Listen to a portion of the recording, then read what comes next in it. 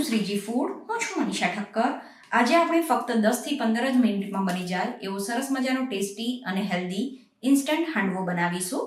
તો ચાલો આને બનાવવાનું શરૂ કરીએ.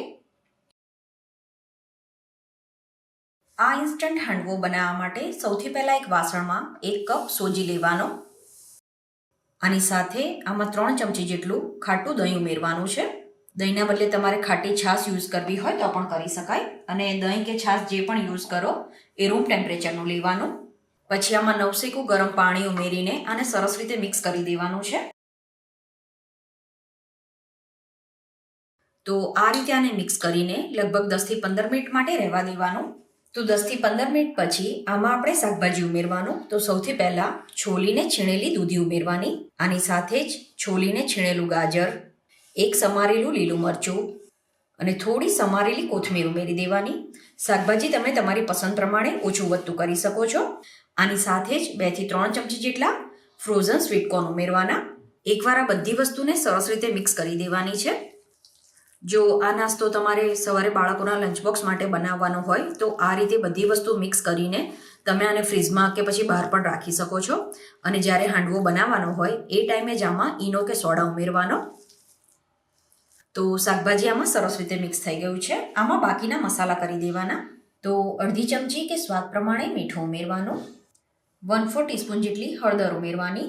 અડધી ચમચી કે તમે જેવું તીખું ખાતા હોય એ પ્રમાણે લાલ મરચું ઉમેરવાનું. 1/4 ટીસ્પૂન જેટલો ધાણા પાવડર ઉમેરવાનો. આની સાથે જ એક નાની ચમચી જેટલી ખાંડ ઉમેરી દેવાની. હવે લગભગ 1 ચમચી જેટલું પાણી ઉમેરવાનું અને ફરીથી આને મિક્સ કરી દેવાનું છે. આ હાંડવો એકદમ ટેસ્ટી અને હેલ્ધી બને છે. સાથે જ આને બનાવવામાં પણ ખૂબ જ ઓછો સમય લાગે છે. અને આ રીતે જ્યારે તમે હાંડવામાં શાકભાજીનો ઉપયોગ કરીને આ ઇન્સ્ટન્ટ હાંડવો બનાવશો તો જે બાળકો શાકભાજી નથી ખાતા હોતા એને પણ જો તમે આ રીતની વાનગી બનાવીને આપશો તો એમને પણ આ ખાવાની ખૂબ જ મજા આવશે. તો મસાલો પણ આમાં સરસ રીતે મિક્સ થઈ ગયો છે. પછી આમાં 1 ચમચી જેટલો ઈનો કે પછી ખાવાનો સોડા ઉમેરી દેવાનો. ઈનો આમાં સરસ રીતે મિક્સ થઈ જાય એ માટે આના ઉપર થોડું પાણી ઉમેરી દેવાનું. આના બદલે તમારે થોડો લીંબુનો રસ ઉમેરવો હોય તો પણ ઉમેરી શકાય. તો ફાઇનલી ઈનો આપણે આમાં મિક્સ કરી દઈએ. એ પછી આ રીતની આ ખીરાની કન્સિસ્ટન્સી હોવી જોઈએ. આને વધારે જાડું કે વધારે પાતળું નથી કરવાનું. તો હવે હાંડવો બનાવવા માટે નોનસ્ટિકનું કે એલ્યુમિનિયમનું તાંસળું લેવાનું છે. પછી એલ્યુમિનિયમના કે નોનસ્ટિકના તાંસળામાં 2 નાની ચમચી જેટલું તેલ ગરમ થવા માટે મૂકવાનું.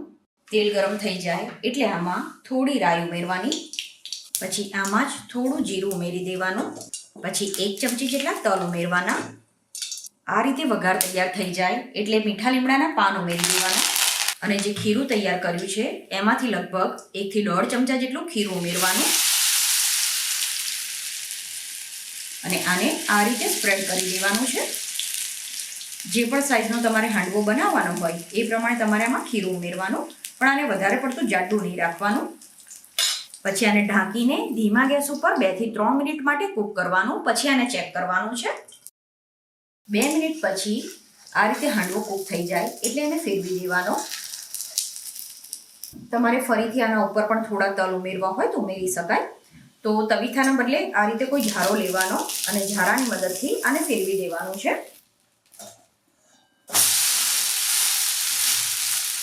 ફરીથી આને ઢાંકીને ધીમા ગેસ ઉપર જ એકદમ સરસ ક્રિસ્પી થાય ત્યાં સુધી કૂક કરવાનું. થોડી વાર પછી હાંડવાને પાછળની સાઈડ પણ ચેક કરી લેવાનો. તો હાંડવો પાછળ પણ એકદમ સરસ રીતે કૂક થઈ ગયો છે. આ રીતે હાંડવો કૂક થઈ જાય એટલે એને સર્વિંગ પ્લેટમાં લઈ લેવાનો. તો આ હાંડવાને હવે સર્વિંગ પ્લેટમાં લઈ લેવાનો છે. તો ફ્રેન્ડ્સ, તમે પણ આ રીતે આ સરસ મજાનો ટેસ્ટી અને હેલ્ધી ઇન્સ્ટન્ટ હાંડવો બનાવીને જરૂર ટ્રાય કરજો. આઈ હોપ તમને મારી આજની રેસીપી પસંદ આવી હશે.